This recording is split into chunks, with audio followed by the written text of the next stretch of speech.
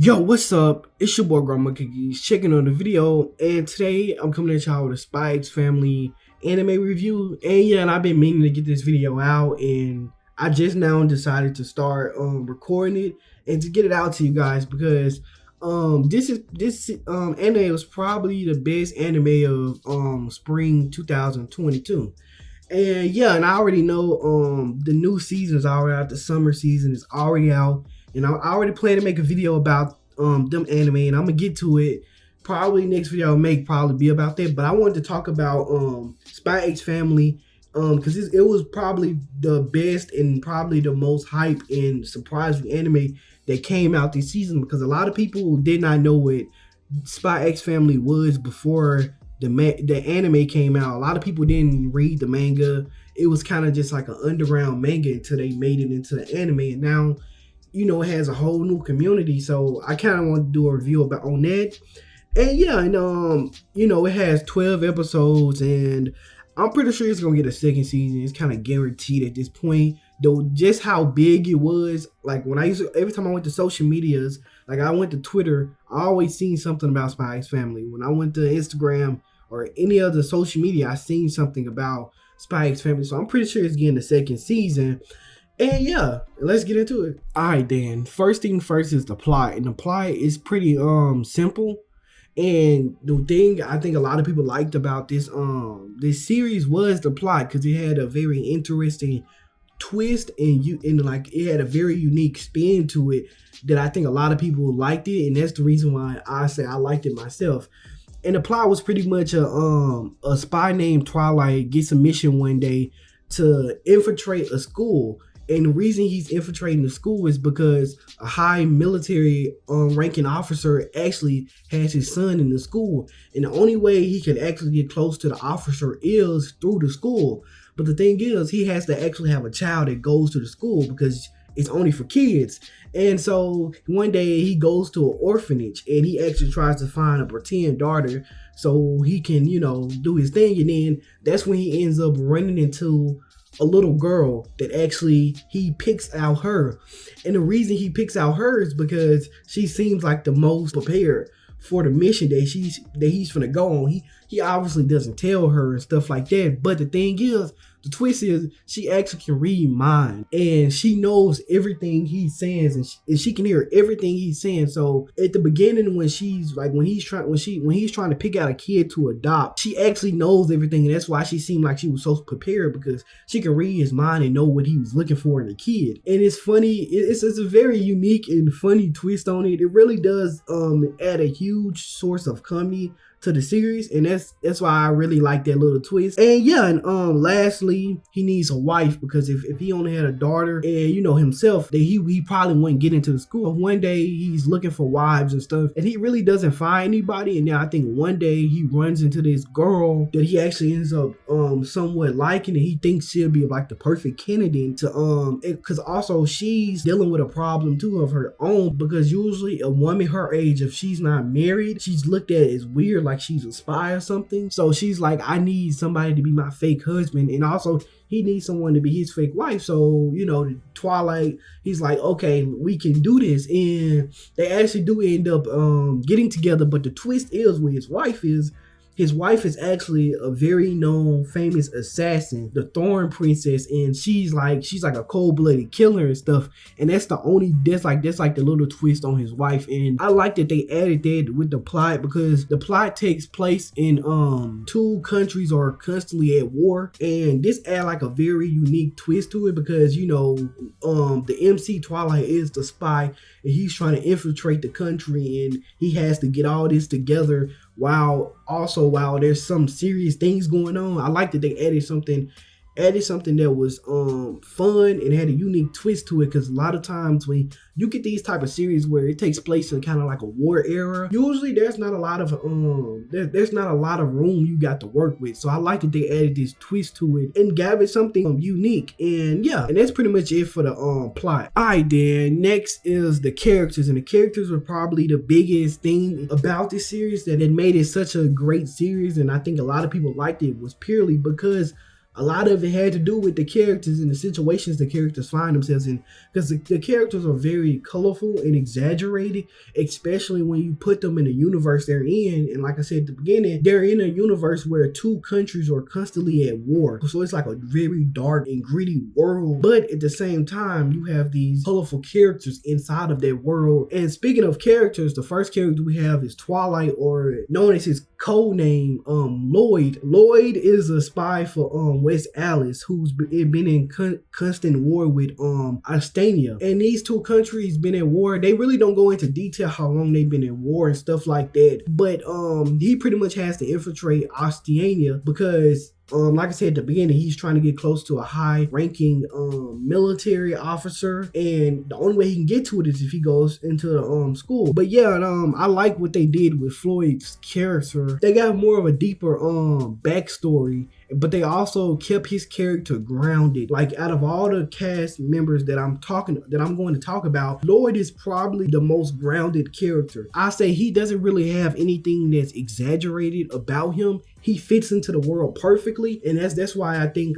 that's why I like they had that, because instead of making all the characters super goofy and stuff, they actually kept one character grounded, and that fits his personality super well, because he's more of the serious type and he gets things done. And I like what they did with his backstory, giving him a backstory. You know, if he was a war orphan and he had to suffer through war, so he decided to become a spy so other kids won't have to go through the same thing he went through of having no parents and stuff like that. And I like they did that with his characters, because usually in a lot of series, they don't, especially in Slice of Life, they don't usually go deeper into these characters and their motives for why they're doing what they're doing. And yeah, and the next character, and probably the most iconic character in this series, we got Anya. She's probably, like I said, she's probably like the most exaggerated and goofy character in the whole entire series. And she's pretty much Lloyd's fake daughter, who he picked up from the orphan. So she's the little girl that he got from the orphan, and I say she's a large source of comedy in this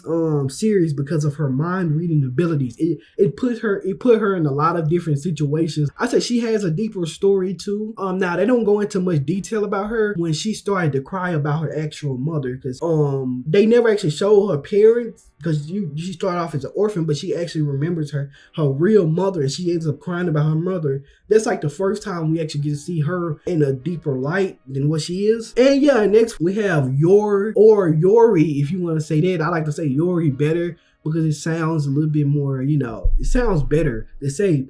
Or the Thorn Princess. And Yori, she pretty much plays the fake mother, and she's the one that's the secret assassin who been working in the underworld her entire life, killing people for money. And her character is also very exaggerated and goofy, and it's very goofy, because usually when you get an assassin character, you wouldn't expect them to be so nice and so welcoming, but she actually is. And it's funny how they got her character set up, and I really like the way they had her character.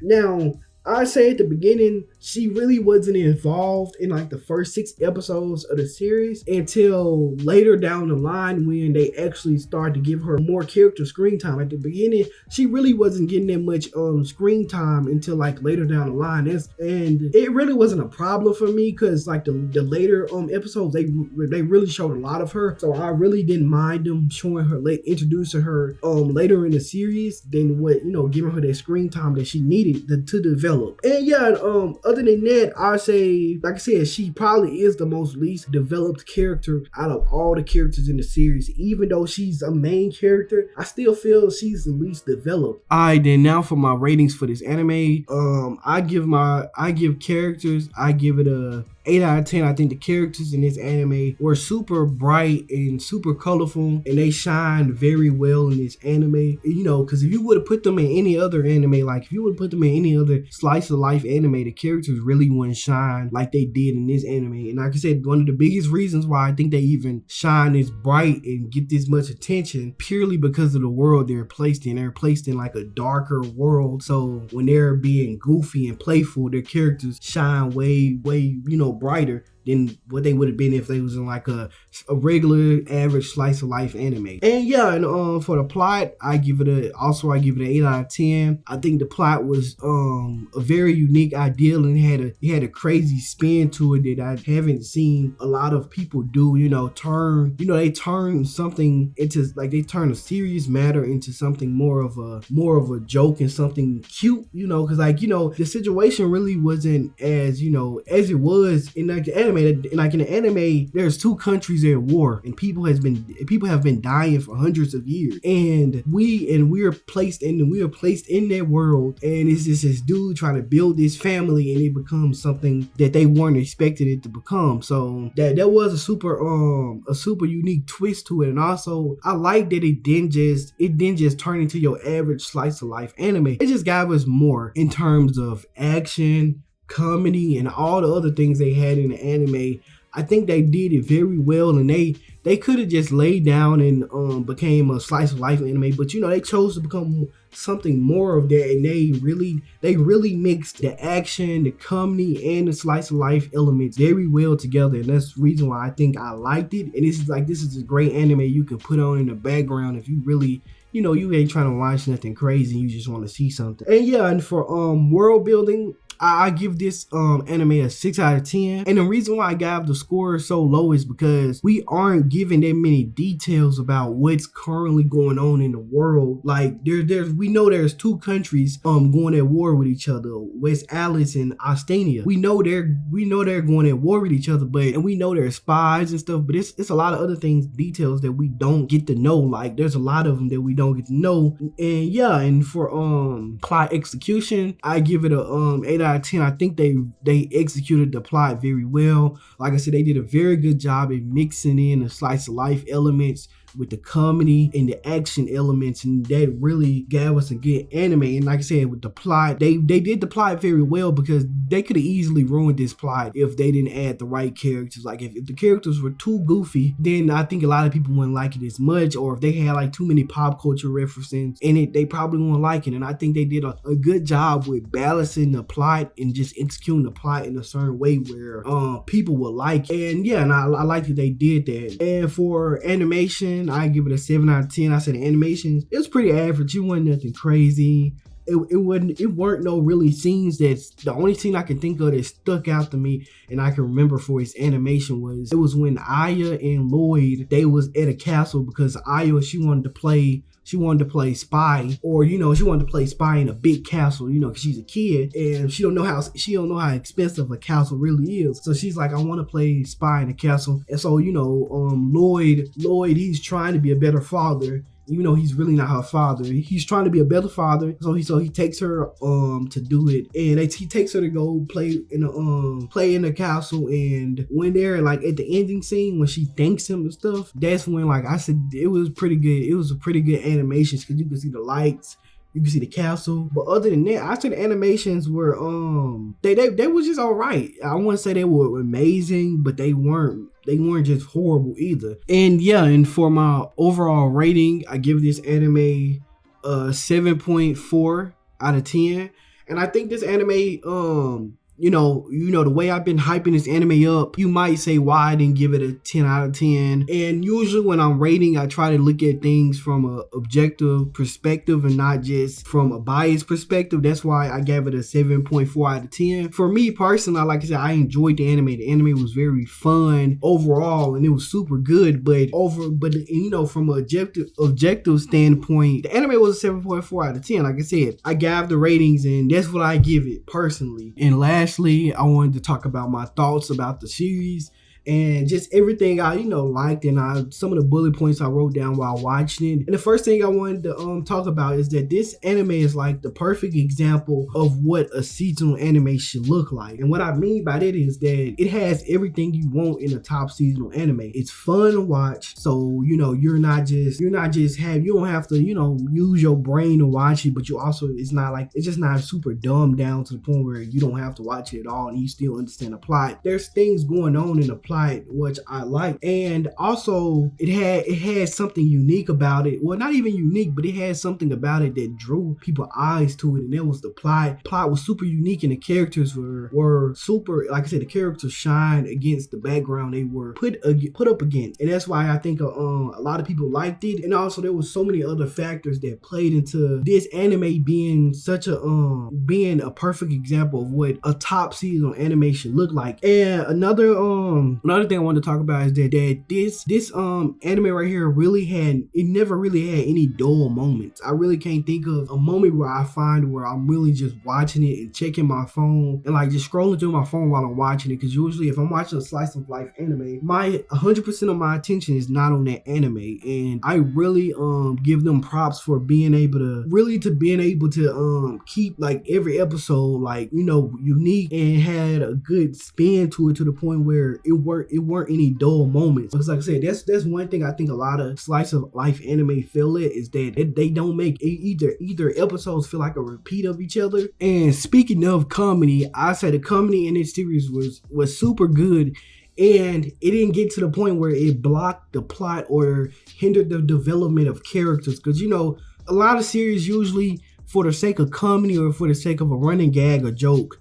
they'll sacrifice some of the some of the character development, or slow down the plot so the joke can be told, or, you know, so it can get to the punchline. And I really like that this series right here, the comedy. Now, sometimes the comedy did drive the plot, but it didn't get to the point where the comedy blocked the plot and the character developments.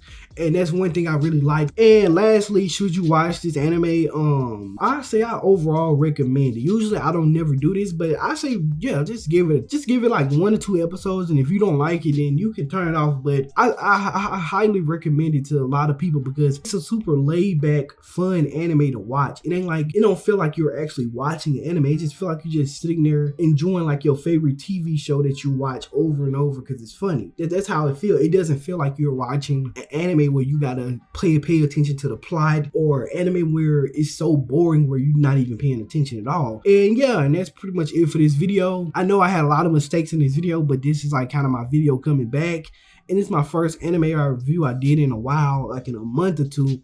And yeah, and I just want to talk about that and just talk about Spy X Family. I do plan to do 2 other reviews on the other 2 anime of that season was airing is Indecipherable and the Skeleton Knights anime that came out last season. I plan to do that too, so be on the lookout for those videos. But other than that, you already know, hit the subscription button, hit the notification bell, and yeah, man, you already know, hit the like button, and you can comment below, you know, as soon as you want me to check out anything like that. I don't care, it can be anything. You can legit just type the number 2 inside of the chat. I would like it. It doesn't matter.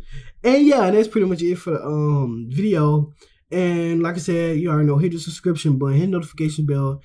And it's your boy Grandma Cookies, and I'm out.